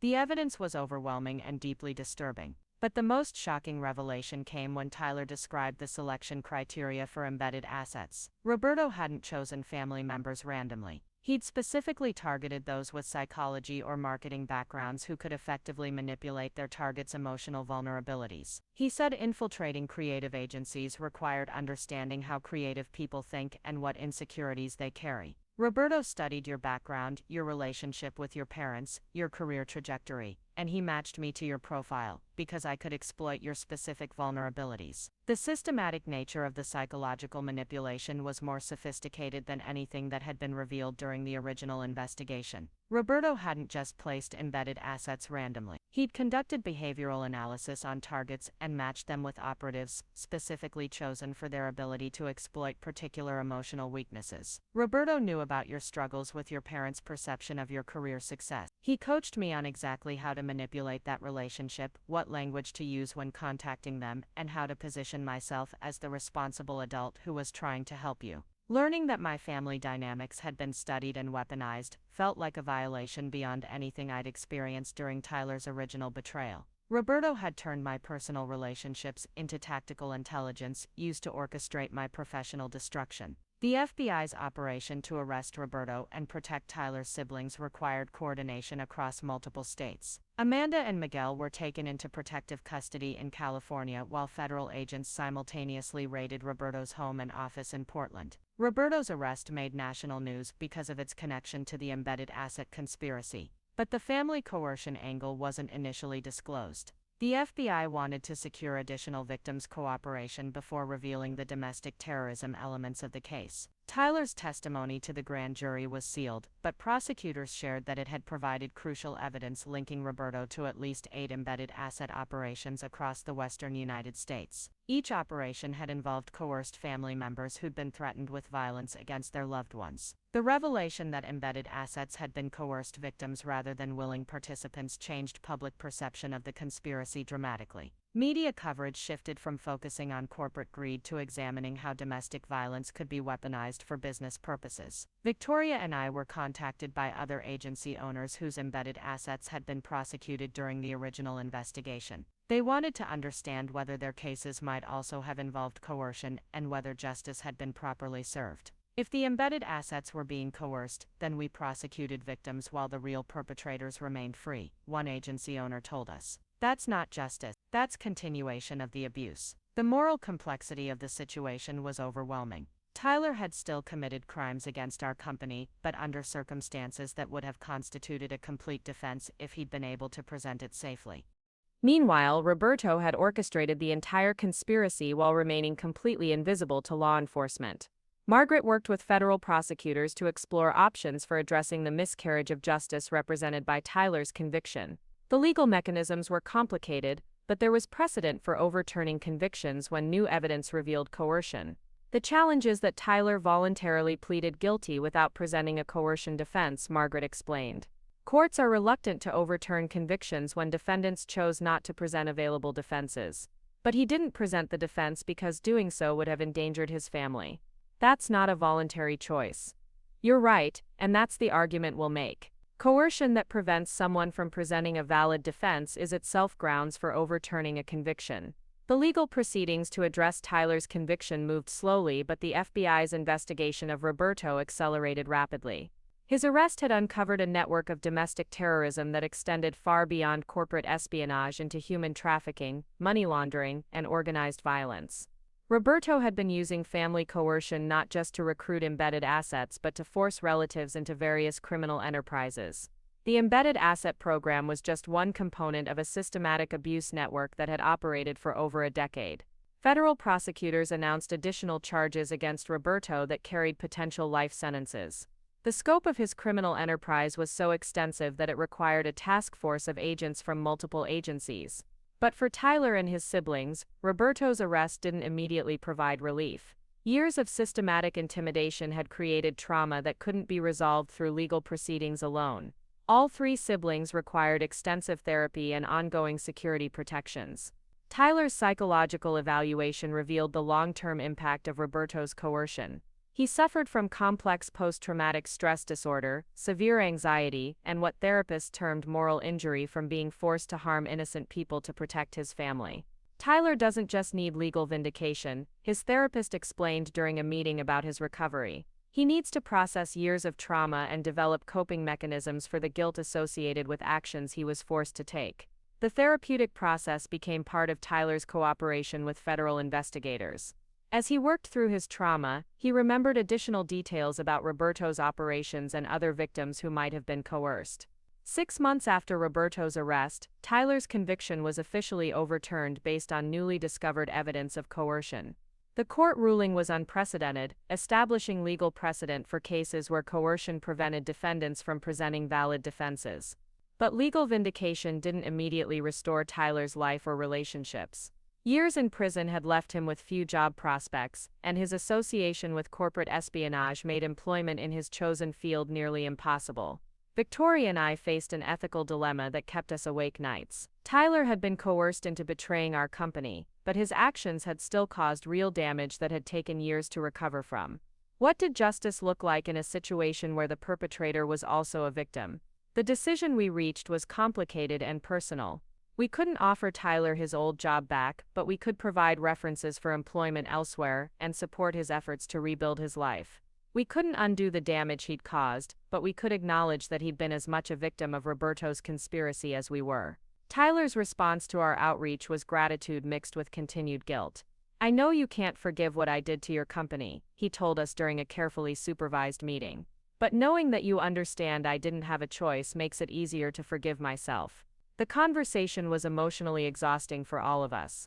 Tyler carried visible trauma from his coercion and imprisonment, while Victoria and I struggled with conflicting feelings about victimization and accountability. But there was also unexpected healing in the meeting. For the first time since his infiltration began, Tyler was able to explain his actions honestly, without the manipulation and deception that Roberto had required. The person we met was fundamentally different from the embedded asset who had betrayed us. Roberto's trial became a landmark case in domestic terrorism and corporate espionage law. Federal prosecutors presented evidence of systematic family coercion spanning 2 decades, involving dozens of victims who had been forced to participate in various criminal enterprises. The testimonies from Roberto's victims were difficult to hear but necessary for understanding the full scope of his control. Family members described years of violence, intimidation, and psychological manipulation designed to ensure complete compliance with Roberto's directives. Tyler's testimony was particularly powerful because he could describe the specific techniques Roberto used to exploit family relationships for criminal purposes. His detailed account of coercion methods helped prosecutors build cases against other family coercion networks. Roberto was ultimately convicted on 47 felony counts and sentenced to life in prison without possibility of parole. The sentence reflected not just his role in corporate espionage, but his use of systematic domestic violence to enable criminal enterprises. The conviction provided closure for Tyler's family, but recovery was an ongoing process. Amanda and Miguel remained in witness protection while receiving therapy and education assistance. Tyler struggled with employment but eventually found work with a nonprofit organization that helped victims of domestic violence. Victoria and I testified at Roberto's sentencing hearing about the impact of his conspiracy on our business and personal relationships. But we also spoke about the importance of distinguishing between perpetrators and their coerced victims. Roberto Rodriguez didn't just steal business information, Victoria told the court.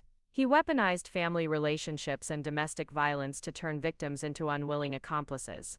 The embedded assets he coerced were as much victims of his crimes as the businesses they were forced to infiltrate.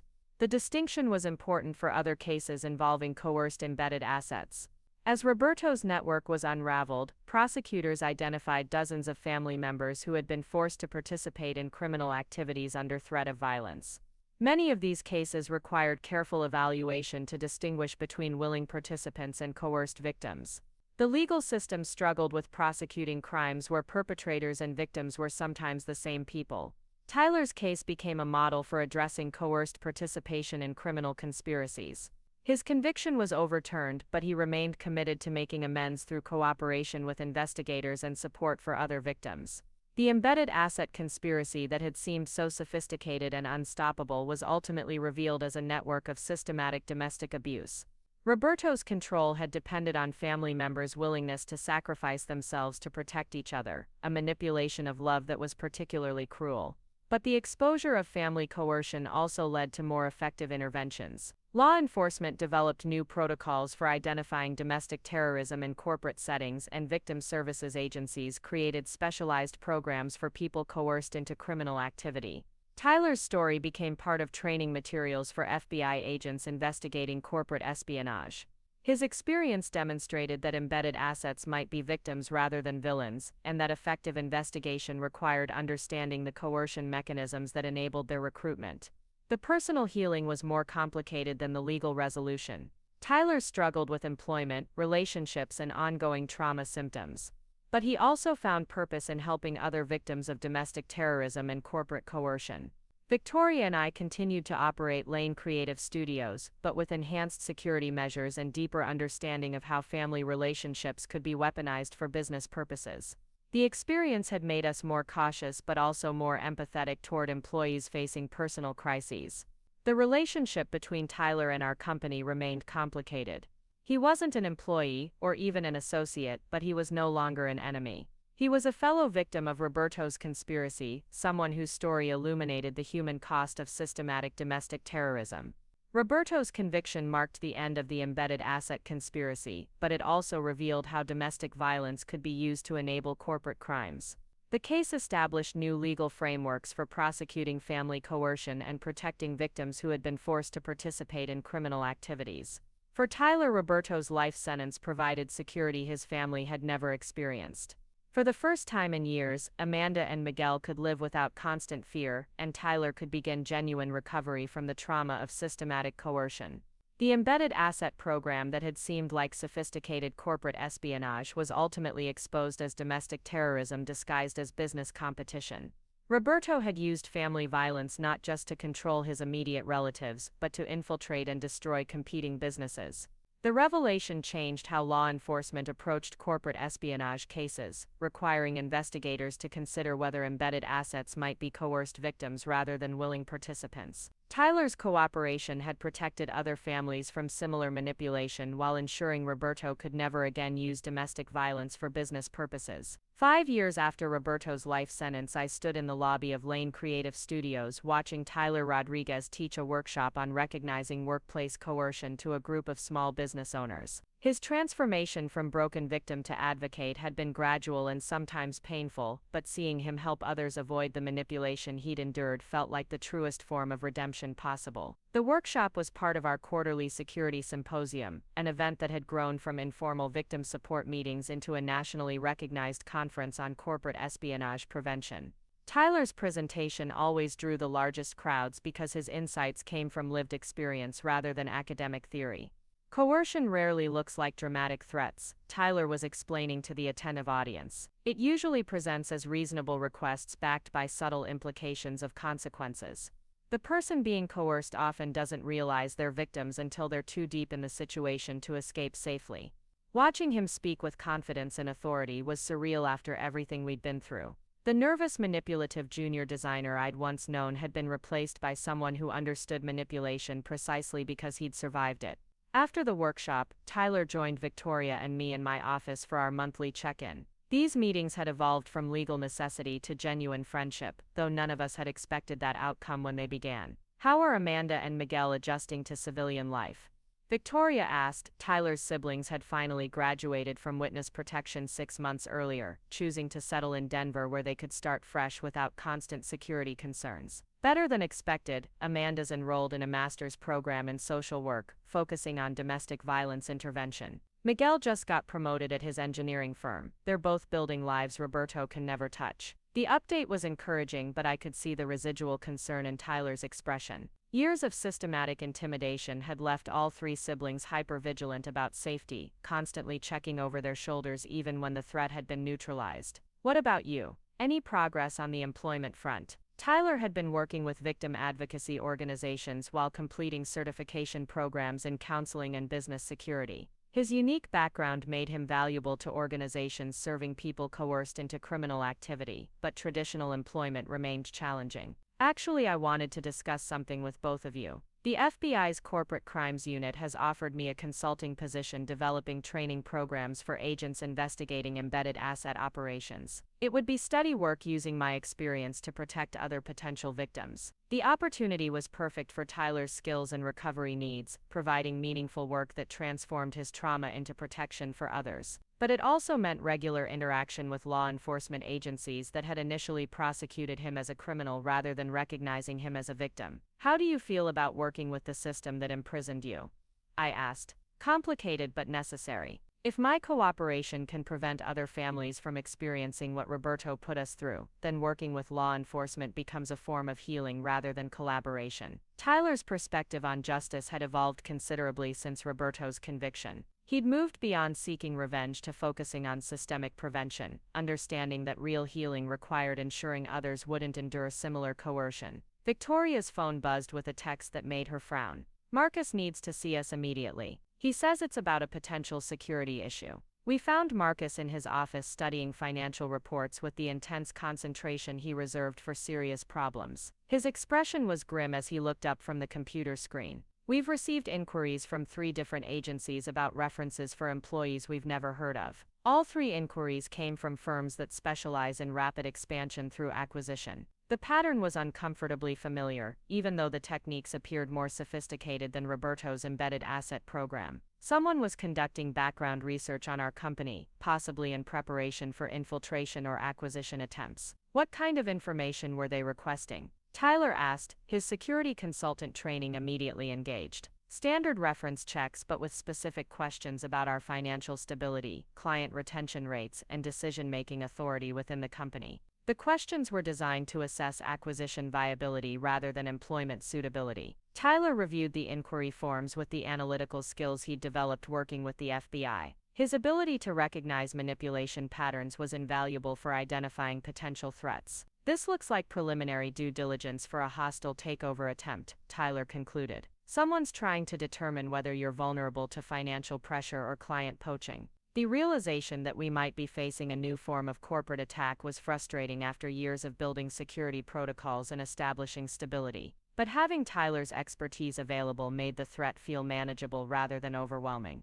What's our response strategy? Victoria asked. We document everything, conduct background research on the inquiring firms, and implement enhanced security measures for sensitive information, Tyler replied. But we also reach out to other agencies to see if they're receiving similar inquiries. The investigation revealed that 12 agencies across the Pacific Northwest had received suspicious reference requests over the past 2 months. The pattern suggested coordination, but the techniques were more subtle than the embedded asset operations we'd experienced. Tyler's analysis of the inquiry patterns was brilliant and disturbing. They're not trying to place infiltrators this time. They're gathering information to identify agencies ripe for acquisition or vulnerable to competitive pressure. It's corporate warfare through strategic intelligence gathering. Margaret reviewed our findings and confirmed that the activities were likely legal but ethically questionable. Unless they're making false representations about why they need the information, reference requests don't violate any laws even if the underlying purpose is competitive intelligence. So we can't stop them legally.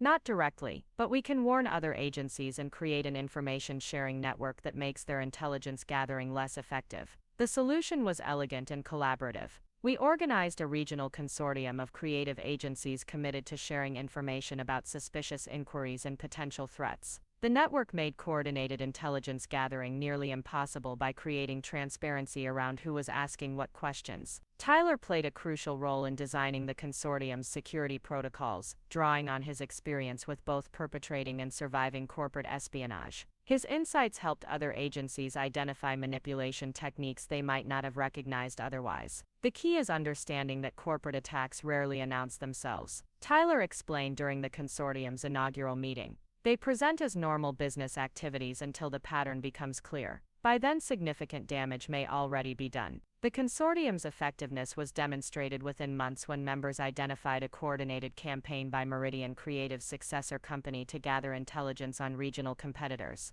The Transparency Network made their efforts visible and ineffective, forcing them to abandon the strategy. But the most meaningful development was Tyler's growing role as an expert on corporate coercion and embedded asset operations. His combination of perpetrator knowledge and victim experience made him uniquely qualified to help law enforcement and businesses understand these sophisticated threats. The FBI's training program that Tyler developed became a model for federal agencies nationwide. His curriculum covered not just the tactical aspects of embedded asset operations but the psychological manipulation techniques that made them effective. Understanding coercion requires understanding how love and loyalty can be weaponized. Tyler told a room full of federal agents during one training session. Roberto didn't control us through fear alone. He used our commitment to protecting each other as the mechanism of control. Tyler's insights revolutionized how law enforcement approached corporate espionage cases involving family coercion. His training materials helped agents identify coerced participants and develop intervention strategies that protected victims while prosecuting perpetrators.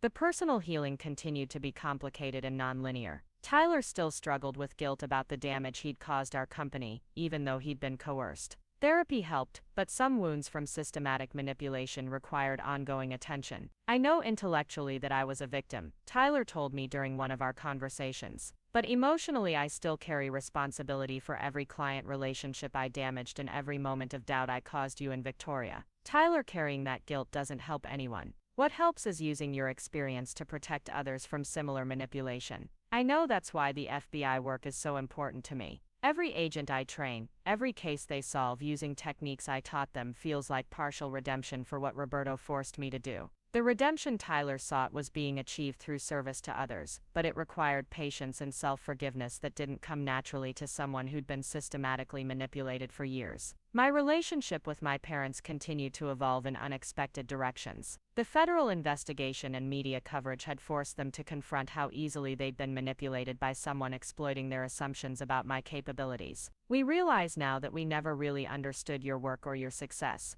my mother told me during one of our monthly dinner conversations. We made it easy for Tyler to manipulate us because we already doubted your professional competence. Mom, you couldn't have known Tyler was lying about his role in the company, but we could have asked you directly instead of believing a stranger's claims about your performance. We should have trusted our daughter over someone we'd never met. The acknowledgement was meaningful, but it also opened conversations about patterns of doubt and assumption that had shaped our relationship for years. Family therapy helped us navigate those discussions constructively. My father's perspective had also shifted significantly. Cassidy, watching you rebuild from Tyler's betrayal and then help other victims has shown us strength we never recognized before. We're proud of who you've become and sorry we didn't see it sooner. The pride felt genuine rather than performative, based on understanding my actual accomplishments rather than assumptions about what I should be capable of achieving. Victoria and I celebrated Lane Creative Studios' 10th anniversary with a party that included Tyler, his siblings, Margaret, and many of the consortium members we'd worked with over the years. The company had grown beyond our original dreams, but the relationships we'd built felt even more valuable than the financial success. During her speech, Victoria mentioned Tyler's transformation and contributions to corporate security. Sometimes the people who cause us the most pain also teach us the most important lessons. Tyler's journey from coerced perpetrator to victim advocate demonstrates that redemption is possible when people commit to using their experience to protect others. Tyler's response was characteristically humble and focused on service.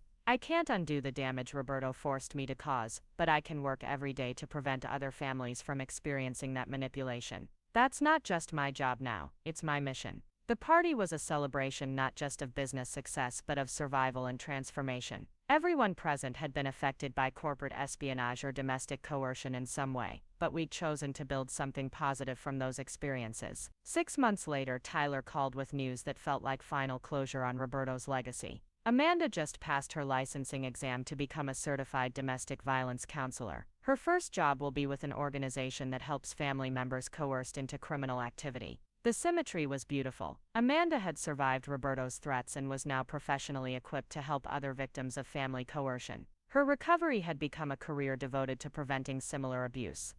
What about Miguel? He's designing security systems for small businesses, focusing on protecting against industrial espionage. All three of us ended up in careers that transform our trauma into protection for others. The Rodriguez siblings had each found ways to use their experience with systematic coercion to serve others facing similar threats. Their recovery had become advocacy that extended Roberto's defeat beyond his imprisonment to active prevention of future victims. Tyler's consulting practice expanded beyond government work to include private sector training and victim advocacy. His expertise was increasingly sought by businesses, law enforcement agencies, and victim services organizations nationwide. I never imagined that surviving Roberto's manipulation would become my qualification for helping others, Tyler reflected during one of our conversations. But I understand coercion in ways that people who've only studied it academically can't match. The insight was profound and painful. Tyler's unique qualifications came from systematic victimization that had nearly destroyed him and his family.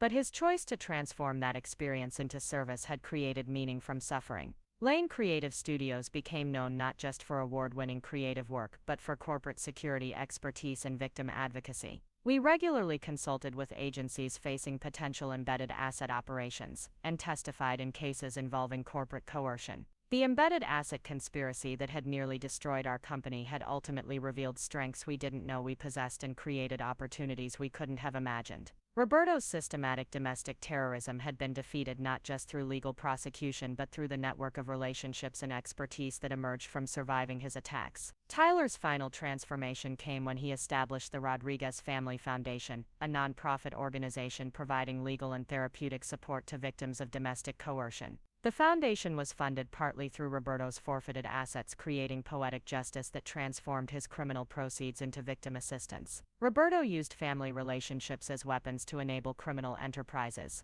Tyler explained during the foundation's launch event. "We're using family relationships as healing tools to prevent future victimization." The foundation's work expanded beyond corporate espionage to address family coercion in various criminal contexts. Tyler's experience with systematic manipulation made him effective at identifying and intervening in coercive family dynamics. During our last formal meeting as victim and perpetrator, Tyler presented Victoria and me with certificates of appreciation from the FBI for our cooperation with federal investigations. But the real recognition was mutual understanding that we'd all survived something that could have destroyed us. "Cassidy, I need you to know that working with you and Victoria to expose Roberto's conspiracy has been the most meaningful experience of my recovery," Tyler said. "You could have treated me as an enemy forever, but you chose to see me as a fellow victim. That choice made healing possible." Tyler, you made healing possible by choosing truth over continued manipulation even when truth was dangerous for you and your family. The acknowledgement felt like genuine closure. We'd moved beyond victim and perpetrator to become allies in preventing others from experiencing the systematic betrayal and coercion that had brought us together. 5 years after Roberto's conviction, Tyler called with news that completed his transformation from coerced perpetrator to victim advocate.